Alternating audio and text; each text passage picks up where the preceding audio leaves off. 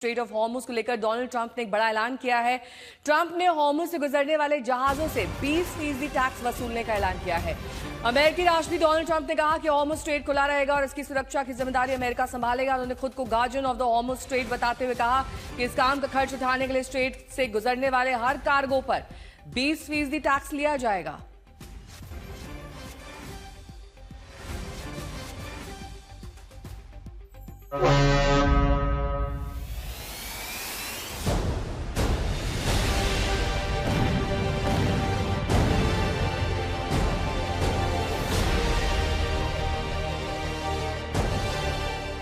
दुनिया की सबसे अहम समुद्री लाइफलाइन हॉर्मुज जलडमरू मध्य। हॉर्मुज अब सिर्फ तेल सप्लाई का रास्ता नहीं बल्कि अमेरिका और ईरान के बीच ताकत की नई जंग का मैदान बन चुका है।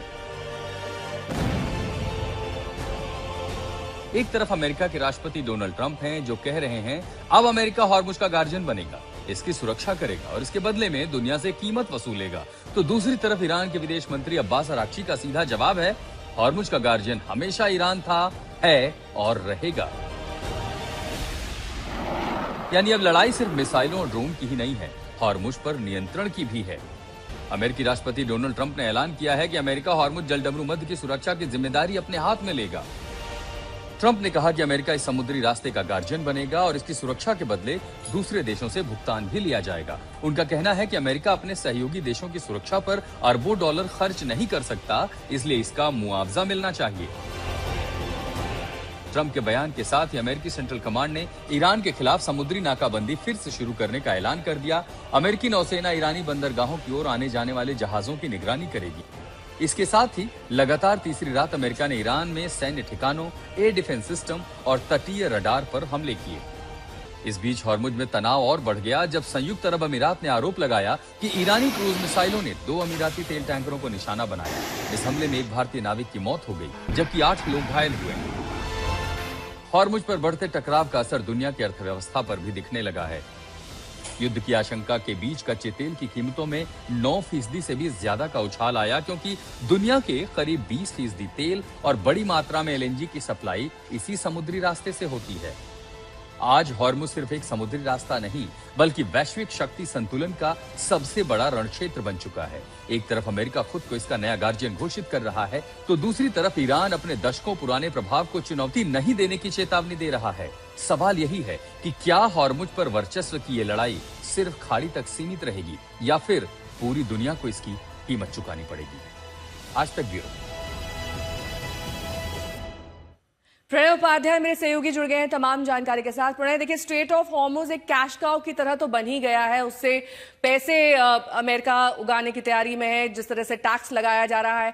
लेकिन इस बीच बड़ा चैलेंज ईरान के लिए यह भी है कि जो नया गार्जियन वो अपने आप को घोषित कर रहा है उससे कैसे पार पाया जाए, कैसे इसे चैलेंज किया जाए ईरान की तरफ से। देखिए नेहा, राष्ट्रपति डोनाल्ड ट्रंप बहुत सारे बड़बोले बयान देते रहते हैं और उनके कई ऐसे बयान हैं जो केवल सोशल मीडिया सनसनी बन के रह जाते हैं, जमीन पर नहीं उतरे। क्योंकि यही राष्ट्रपति Donald Trump straight of Hormuz को स्ट्रेट ऑफ ट्रंप भी कह चुके हैं, बाकायदा नक्शे में इसको लिख कर दिखा चुके हैं, ऐसी बहुत सारी बातें कह चुके हैं। लेकिन हमें ये देखना चाहिए कि अमेरिका की सरकार और ट्रंप प्रशासन कानूनी तौर पर या अंतर्राष्ट्रीय मंचों के ऊपर क्या कर रहा है। और कल ही जो 137वीं बैठक इंटरनेशनल मैरीटाइम ऑर्गेनाइजेशन की, जो कि यूएन की बॉडी है, उसमें अमेरिका जिसमें शामिल है, उसने इस बात का समर्थन किया है कि स्ट्रेट ऑफ हॉर्मुज खुला रहना चाहिए, उसमें किसी तरीके की टोल वसूली नहीं होनी चाहिए। देखिए यहां पर अमेरिका के ऊपर दबाव सबसे ज्यादा इस चीज को लेकर है कि स्ट्रेट ऑफ हॉर्मुज 28 फरवरी 2026 के बाद से बाधित है, टैंकरों की और जहाजों की आवाजाही नहीं हो पाई है और इसी चीज का दबाव है। राष्ट्रपति डोनाल्ड ट्रंप कई बार कह चुके हैं कि स्ट्रेट ऑफ हॉर्मुज तो खुला हुआ है, स्ट्रेट ऑफ हॉर्मुज से सब लोग आवाजाही कर सकते हैं।